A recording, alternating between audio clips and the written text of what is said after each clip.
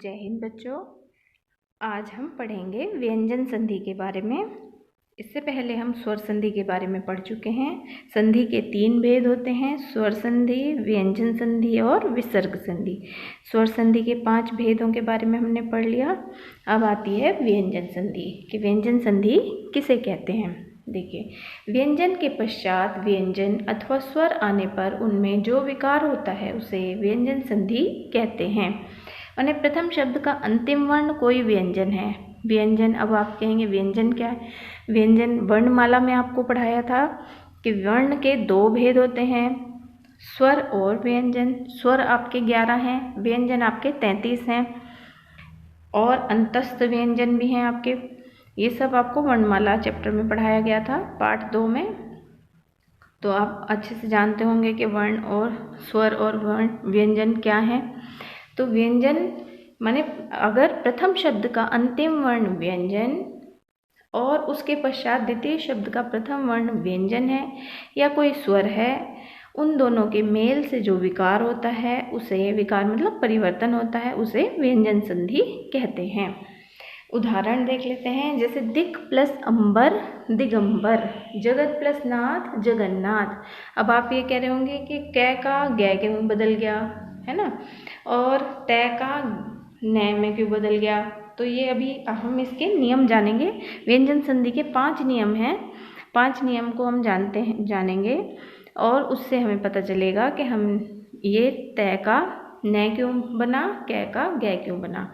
इन नियमों को हमें ध्यान से पढ़ना है। इसके लिए हमें वर्णमाला पूरी याद होनी चाहिए। स्वर और व्यंजन हमें याद होने चाहिए, उसी के अनुसार हम अपने इन वर्णों को बदल सकते हैं। कैसे, देखिए, पहला नियम है पहले वर्ण का तीसरा वर्ण, माने प्रथम शब्द का अंतिम वर्ण पहला है और उसको हम तीसरे में बदलेंगे। जैसे 5 वर्ग हैं आपके, कै वर्ग, चै वर्ग, टै वर्ग, तै वर्ग और पै वर्ग। मतलब कै खे गै घैणे, चै छै जै झै, टै ठै डै ढैणे, तै थ दै धै नै, पै फै बै भै मैं, है ना। ये 5 वर्ग हो गए आपके।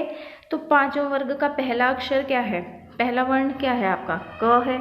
दूसरे का च है, तीसरे वर्ग का ट है, चौथे वर्ग का त है और 5वें का प है ना। तो पहले वर्ण का तीसरे वर्ण में बदल जाना। जैसे प्रथम शब्द का अंतिम वर्ण अगर क, च, ट, त, प में से कोई है तो इसका तीसरा वर्ण जो आएगा, तीसरा क्या आएगा, क की लाइन पढ़ेंगे तो क ख ग आ जाएगा, है ना। ऐसे ही च पढ़ेंगे, च छ ज आ जाएगा। ऐसे ही ट ठ ड आ जाएगा। ऐसे ही त थ द आ जाएगा। प फ ब आ जाएगा तीसरा वर्ण। तो ये तीसरे वर्ण में बदलना है। और इसके पश्चात और देखो और क्या क्या है इसमें कि अगर ये पहला वर्ण है और उसके अलावा तीसरा या चौथा वर्ण भी है, अगर द्वितीय शब्द का प्रथम वर्ण जो है इनमें से कोई है, ग है, घ है, ज है, झ है, ड है, द है ना, ब द ध ब भ अथवा य र ल व ह। ये य र ल व ह ये आपके क्या है, अंतस्थ व्यंजन है। तो इन सब के आने पर पहला वर्ण जो है वो तीसरे में बदल जाता है, तीसरे वर्ण में बदल जाता है। जैसे क का ग हो जाना, जैसे दिक् प्लस गज दिग्गज। ऐसे ही वाग प्लस ईश वागीश, है ना। गै में बदल गया और गै में इधर ई है तो ये बड़ी ई की मात्रा में चेंज हो गया। ऐसे ही दिक् प्लस अंत दिगंत, दिक् प्लस भ्रम दिग्भ्रम। अब आ गया आपका ट का ड हो गया, शट प्लस दर्शन, है ना। द है इधर, ट का तीसरे वर्ण में बदल जाएगा। कैसे, षड दर्शन। ऐसे ही वाग प्लस ईश वागीश, वाग प्लस भ्रम नहीं, ये आपके क वर्ग में थे, इसका एक ही उदाहरण दिया हुआ है, षट प्लस आनंद षडानन। फिर ट का ड में बदल जाना। ये दोनों सेम है, आपके सेम आ रहे हैं। इधर त का ब में बदल जाना, त का द में बदल जाना। इधर त है, त थ द में तीसरे वर्ण में बदल गया। सत प्लस गुण सदगुण, सत प्लस आचार सदाचार, उत प्लस घाटन उद्घाटन, जगत प्लस अम्बा जगदम्बा, षट प्लस आनंद षडानंद, सत प्लस धर्म सधर्म, तत् प्लस भव तद्भव, सत प्लस आशय सदाशय, जगत प्लस ईश जगदीश। अब आपको ये समझ में आएगा कि तीसरे में क्यों बदला है ना।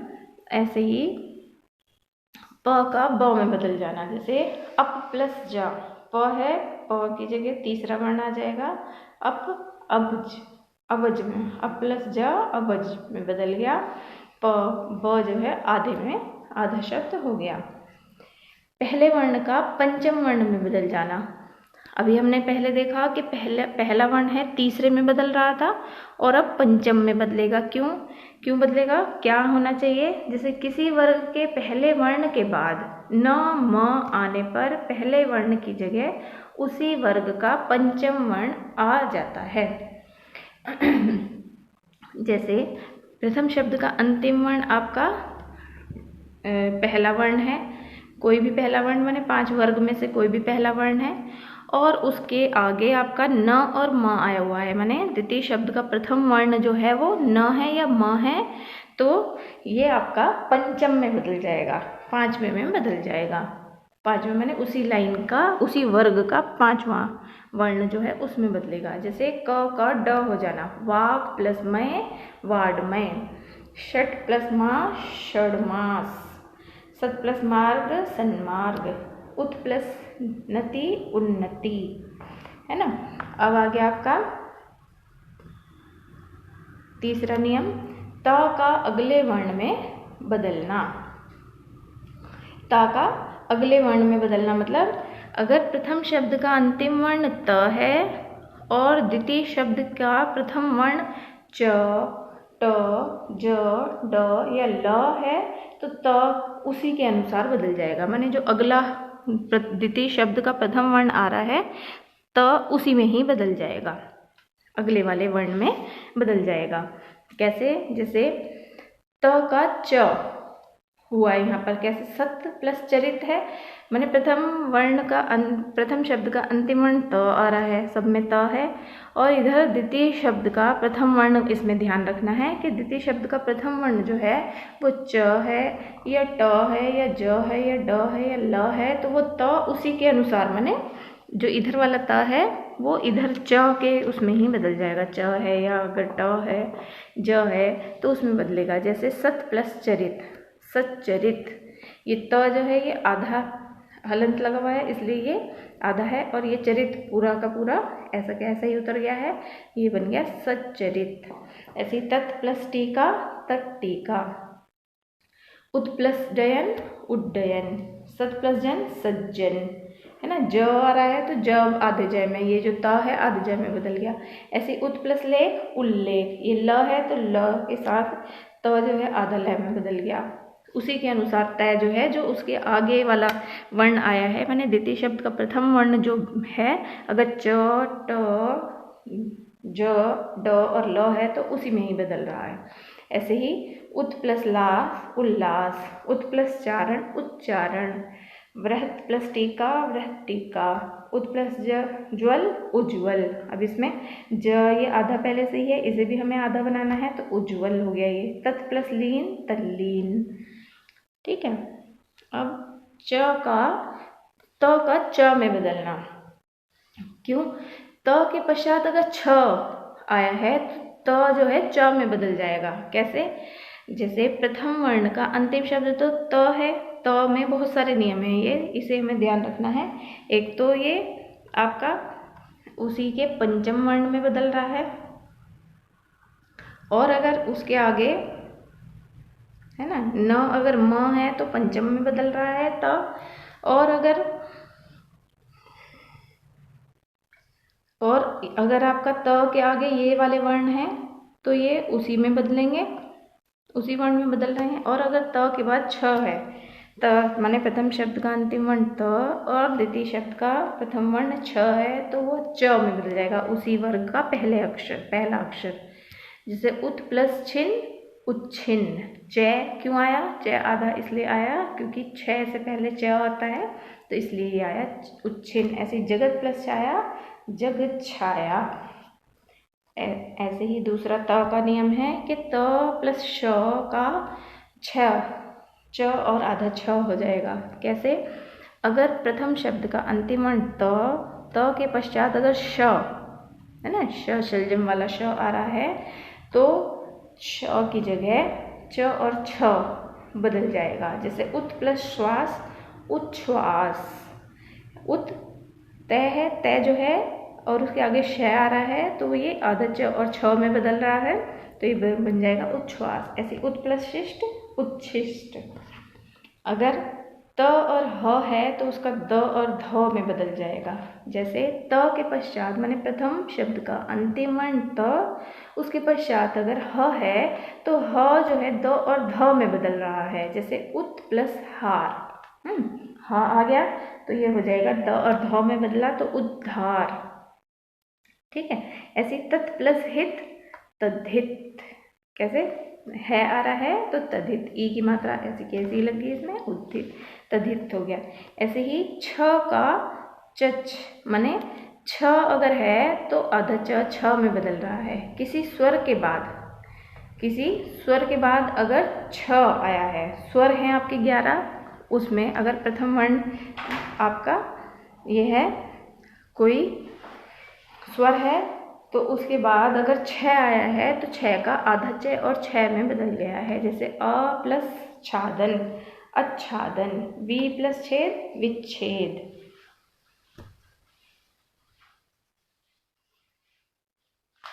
अब इसका दूसरा नियम देख लेते हैं। माँ का पंचम वर्ण में बदल जाना। माँ के पश्चात क से माँ तक कोई व्यंजन आने पर माँ उसी वर्ग के पंचम वर्ण में बदल जाता है या अनुस्वार में बदल जाता है। अनुस्वार होता है जो ऊपर बिंदी लगती है आपकी, उसे अनुस्वार बोलते हैं, है ना। और अनुनासिक होता है जिसमें चंद्र बिंदी लगती है। तो इसमें क्या कह रहे हैं कि प्रथम शब्द का अंतिम वर्ण माँ है, माँ के पश्चात क से लेकर माँ माने 5 वर्ग हैं आपके। 5 वर्ग में से क ख ग घ ण च छ ज ज य ट ठ ड ढ ण त थ द ध न प फ ब भ म, है ना। म इसमें से कोई भी वर्ण अगर व्यंजन आपका आ रहा है तो म जो है पंचम वर्ण में बदल जाएगा और या फिर अनुनासिक के रूप में बदल जाएगा। कैसे? जैसे माँ का ड सम प्लस गीत, ये क वर्ग का तीसरा वर्ण आ रहा है ग, तो माँ जो है ड में बदल गया। ड माने पंचम में ना बदलकर हमने इस पे अनुस्वार माने बिंदी लगा दी तो ये हो गया संगीत। पंचम वर्ण में बदल जाता है या अनुस्वार के रूप में लिखा जाता है। पंचम वर्ण में लिख सकते हैं इसको, संगीत भी लिख सकते हैं या संगीत भी लिख सकते हैं। ऐसे ही माँ का यहाँ माँ के बाद यहाँ सम प्लस चयन, तो चय सम प्लस चय तो ये बन गया संजय। ये दोनों में बदल के देखा इसको, फिर ये उच्चारण करने में हम सही से उच्चारण नहीं कर पाएंगे, इसलिए ऊपर हमने अनुनासिक माने बिंदी लगा दी तो ये बन गया संजय। ऐसे ही माँ का न में बदल जाना। सम प्लस ताप, अब सम है, माँ का आधा नय में बदल गया संताप। संताप ऐसे भी लिख सकते हैं, संताप ऐसे भी बिंदी ऊपर अनुस्वार लगाकर संताप ऐसे भी लिख सकते हैं। माँ का माँ में बदल जाना।